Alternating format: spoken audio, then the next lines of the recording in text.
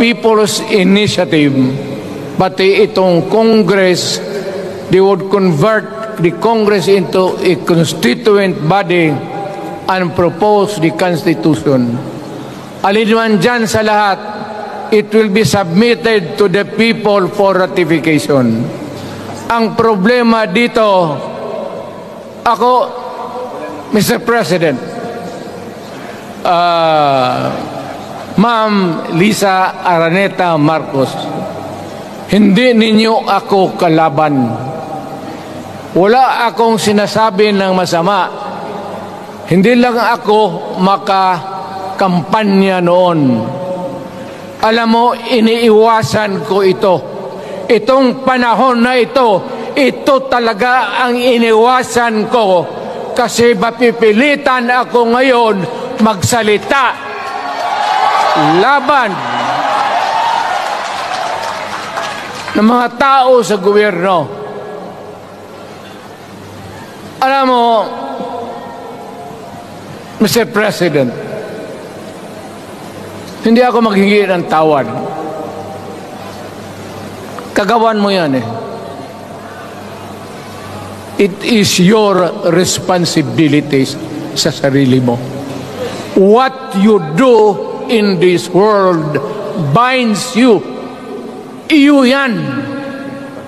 Huwag mong sisihin ang ibang tao kasi sarili mong utak at katawan yan.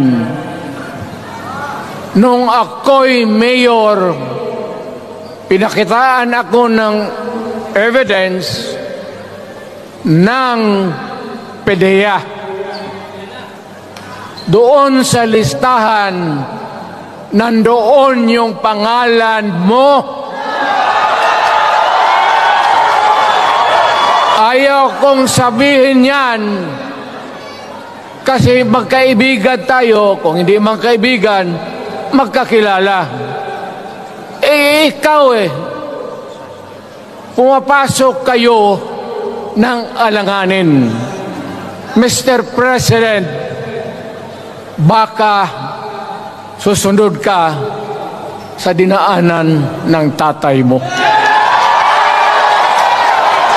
Diyan ako takot. Ayaw ko mangyari sa iyo yan. Pabor lang ako namang nagmamakaawa kasi it will divide the nation at madugo itong panahon na ito. Alam mo, Mr. President, sabihin ko maya sa tao kung ano ka. Noong unang panahon, hindi tayo puro Bisaya nagkita-kita doon sa Luzon. There was a community of Filipinos. Galing Visayas, galing Ilonggo, galing Waray, galing Mindanao, galing Hulo, galing Lanao, Cebu, Samar, at Taas, Pampanga, Apare. Nagkita-kita yung mga minono natin. Kasi hinawakan tayo ng Espanyol, pati Amerikano. Nung dumating ang panahon na tayo'y nagkaharap na, sabi ng mga lolo natin, ano ang gawain natin sa bayan natin? Pwede ba tayong magbarangay-barangay lang o magkaisa tayo? Di na bale, iba-iba ang salita natin.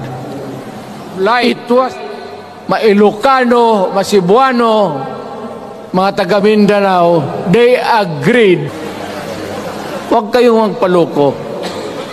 Alam mo, Parliament, ang ambisyon niyan, karamihan, galing kay Lisa Marcos, pati kay Romualdez. Bongbong bangag yan.